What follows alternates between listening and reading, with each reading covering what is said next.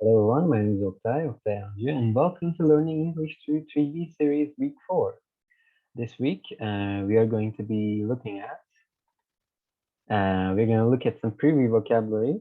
But after I mention the preview vocabulary, I should mention that this is the last week of the Adrift episodes that we are going to watch. So maybe I should ask before the final episode, what have we learned up until this moment in our previous 3 weeks of MOOCs?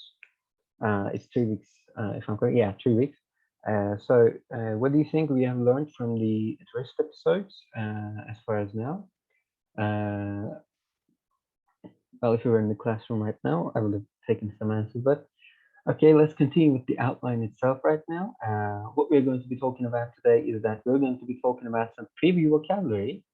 Well, when I said preview vocabulary, some of us can, think that, looking at some preview vocabulary might seem uh, unreasonable or like just plain stupid, should I say? Because I mean, we are all, university students, and we all have some knowledge of the English language.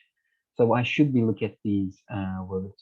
You might say that, and it's a pretty reasonable thing to think. Uh, but what I think about this is that when we look at these words in a context and with their definitions given, I think when we watch this Adrift episode, we can understand the words better, and we can learn these words better without us even knowing. So I think this is just a pretty reasonable thing for us to do, to look at those preview vocabularies, because it helps us without us knowing. Okay, so after the preview vocabulary, like I said, we're going to look at the Adrift episode, and which this is the last episode. After this week, there is not going to be an episode of the Adrift, so this is the final episode, and we're going to watch it. And after the Adrift episode, we're going to look at some pragmatics, and by that we mean short terms. Those are all about adjacency pairs, and we've learned them before. It's all about what comes after them. And after that, we're going to look at some collocations, and at the very end, we're going to look at we're going to look at how we can make some nouns from verbs by using the appropriate suffixes. So yeah, this is what we're going to talk about today. Let's continue with the preview vocabulary. Well, the first word we have here is distressing. Well, this means to be upsetting or causing anxiety to someone or something. Well, the example sentence we have here, it was a distressing sight to see a boat on top of a roof, as you can see from here. This is an unsettling image. This is a distressing image. So yeah, this was the word. Let's continue with the other word. Well, this word is to be tricked. This means to be misled into making the wrong decision. Well, the example here we have is that people are easily tricked by this pyramid scheme, as you can see from the image here. It's just a way to express that you're being misled. Let's continue with the third preview vocabulary that we have here, which is to be completely honest. Well, this means claiming to be truthful about what you have said or what you're going to say, both in the past, in the future, and the present. Well, the example we have here is that he wasn't completely honest about the things he said in his speech. Most of it were just empty claims. As you can see from the image itself, the person here is just doing this in order to signify that he's indeed lying and he's not being completely honest. Let's continue with the other word we have here, which is to clear my head or clear someone's head. Doesn't matter. Well, this means taking time to relax after a period of stress or intense thought. Uh, when the example we have here is that after a hard day at work, he and his friends went to a bar to clear their heads. Right? It's just about taking some time off, to relax. Well, let's continue with the other word word we have here, which is a witness. Well, this means an individual who sees an event that takes place in somewhere.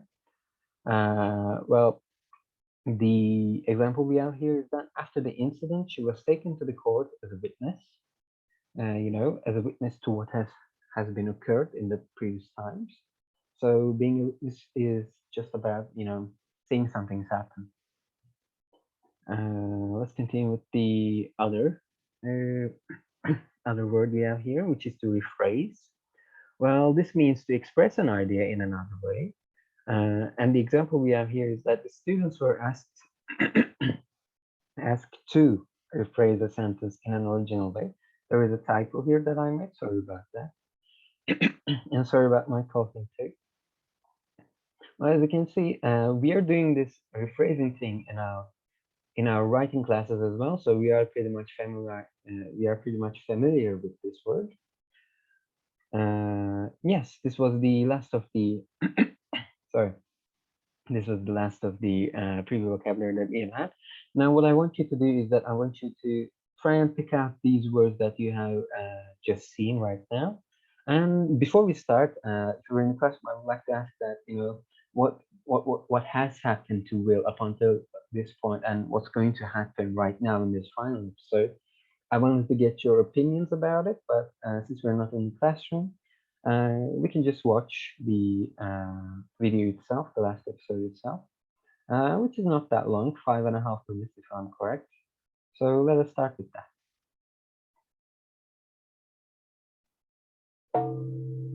Again, I hope the sound is coming all right. If it doesn't come out great, I have subtitles.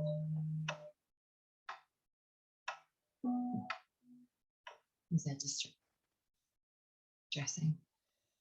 Realizing I've been tricked? Yes. Wasn't my finest moment.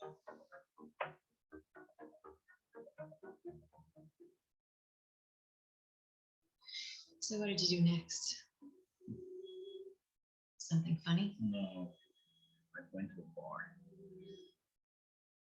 You needed a drink. Needed some time to think. And the drink sounded pretty good as well, if I'm being completely honest. So you went to the bar, you had your drink. I'd used the bathroom.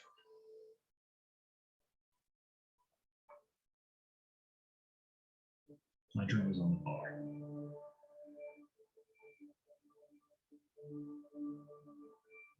Is that important? I left. After one drink. Why? Everything felt strange, like I was moving underwater. I tried to clear my head, but something was wrong. And when I woke up, I was here. Do you know who your contact was? Are you aware of his identity? No, I never asked. Why? It's always seemed safer. The man that you were responsible for delivering was a witness to something very important.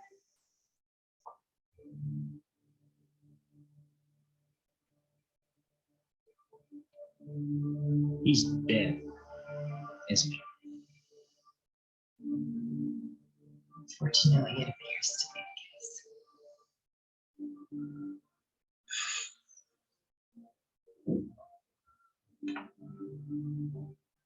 What was it? Excuse me? Your secret. What was so important to you that it meant compromising the contact?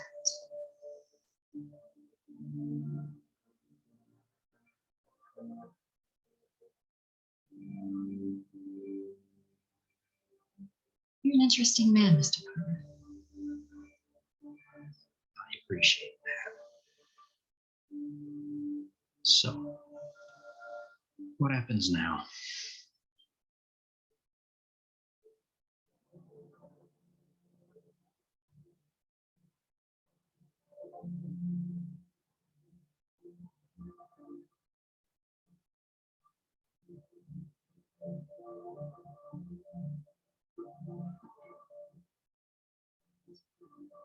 You have some water. I don't think so. Let me rephrase that. I suggest you accept this cup of water.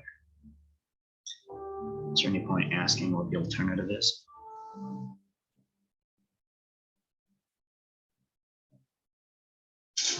Bottoms up.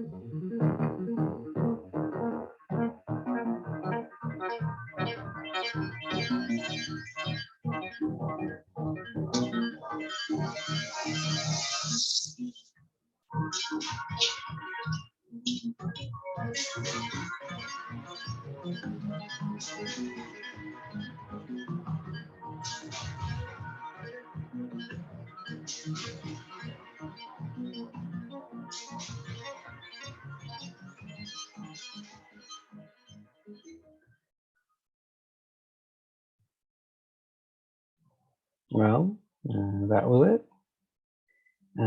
That was the final episode of the Adrift series. Well, I think this series, I mean, it was pretty short, and I think it ended with a lots of questions unanswered. For example, like who was the agent? Uh, what did the guy who was killed witnessed? What was Will's secret? You know, who was the guy recording this? You know, who were like with whom was the agent affiliated to? You know, there were so many questions unanswered, left unanswered. But it was a great series. It was a great opportunity for us to learn some words, learn some vocabulary that we haven't heard or known before. Sorry. So yeah, that was all. The next week is not going to contain any episodes from the Adrift, if I'm not quite mistaken. I might be mistaken as well. I didn't take a look at the fifth week, but I know for a fact that this is the last episode we have. So let us continue with the short term. So what these are is just they are before starting with this, I should ask you, what we've learned about adjacency pairs. Adjacency. Something just fell down. Adjacency pairs were just they were a sequence of questions and answers, right? The first speaker asks something or offers something or invites the second speaker to something, and there's always a question, and the second speaker always, asks another question or gives an answer, right? So it's just a sequence that goes on like that. But all of this is a sequence, and this sequence has to stop at some point. Well, short terms come into that position. They are the things that stop the questions and answers sequence, and they just put a stop to it. So again, short terms are basically what follows after a series of adjacency pairs. They are the ones that conclude the series of questions and answers.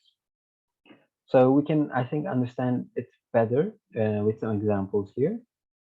Well, examples that we have got here is that the first speaker says, "Would you like to go out tomorrow night?" And the expected answer from the second speaker would be yes, no, yes, no, which is an answer or a question about, like a question like, like at which specific hour or something, and the sequence would, continue from that. But the sequence ender that we are here, which is a short term that we call, is the word awesome here. Like awesome. That's good. That's awesome. Because if you didn't conclude the sentence, if you didn't conclude the sequence with words such as awesome that we are here, the conversation that you have with the other speaker would be weird because, for example, when I would ask you, would you have to go out tomorrow night? And you said, yeah, sure. And as you can see, there will be just some weird stops, weird pauses, and the conversation itself would feel like it wasn't finished.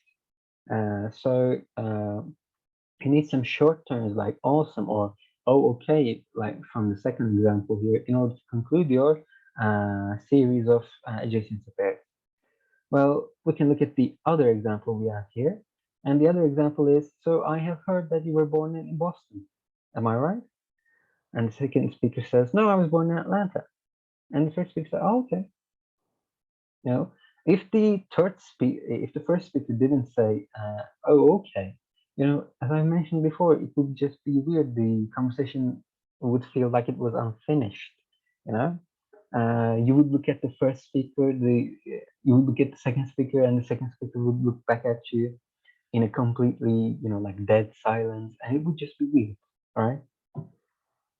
But these are short terms. Short terms are just a way to end the sequences of adjacency pairs.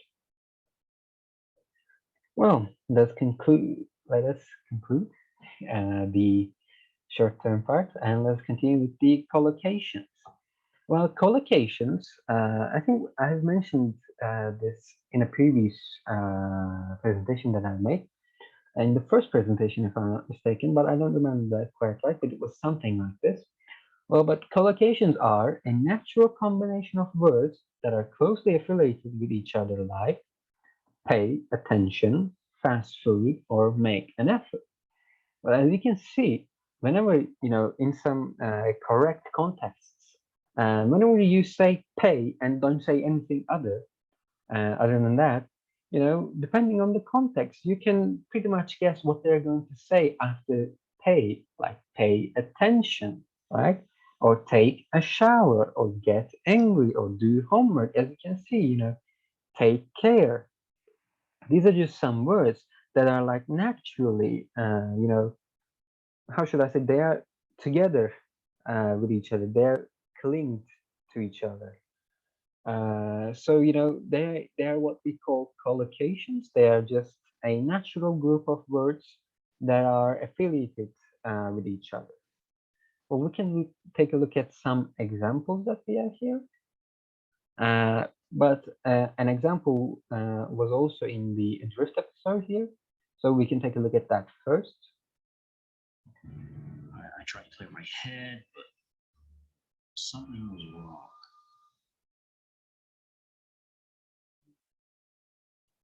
Now, what do you think was the collocation here? If you didn't quite get it right, we can take another look at the video itself. We can look two more times. My head, but something was wrong. Let's take a look at one last time. I tried to clear my head, but something was wrong. Well, the collocation here, if you didn't still quite get it, the collocation here was to clear someone's head, to clear my head, he said. We've also seen that in the free vocabulary. No. I don't think we have seen it, but the collocation here is that to clear someone's head, to clear my head, these kind of words, as you have seen from here, like getting angry, doing a report, or badly damaged, and I quite agree with you, these are just some words that you say without even thinking about it, you know? You can always keep a secret. You can always take care of something. You can always do your homework, you know? These are just some words. These are some groups of words that you speak without even thinking about them, you know? And that's what we call collocations, I try to clear my head. not the video itself. And the last part we have here is making nouns from verbs. Well, as you can remember from the outline itself, I've talked about we can make nouns from verbs by using proper suffixes. And I've also mentioned it here. With the proper suffixes, some verbs can be made into nouns. But, you know, there is not a definitive rule that we have here in order to, you know, determine which suffix should be used with which verb, you know. What you can do in order to, you know, learn and understand this mechanic that we have here, you should get yourself affiliated to it, because there's not a determined rule that we have. Even though there is one, it would just be impractical to learn each and every suffixes and each and every verbs and how do they get along with together. So you just need to get affiliated to these kind of words. And how you can get affiliated is by watching episodes or watching TV series or TV dramas such as The Adrift itself. Uh, so let us look at how we can make some nouns from verbs. For example, here, develop becomes development, prefer becomes preference, waste becomes wastage, demonstrate becomes demonstration, and attend becomes attendance. Well, if you remember, well, I'm talking to the audience itself right now. We have had a lesson, the reading skills lesson, that we had to do something like that in the previous week. We had to use proper suffixes in order to create nouns, verbs, and adjectives, and all that. So I think we are also quite affiliated with these with this concept that we have here, and it's a pretty easy concept to understand. But there's no definite rule that we have here, as I mentioned before. So what you should do is that you should just watch some series, watch some movies, watch some videos, and you know, get yourself affiliated to it. And yeah, that was it for today. Thank you for watching my presentation this week, and I hope I can see you next week. So see you later until next week. So bye.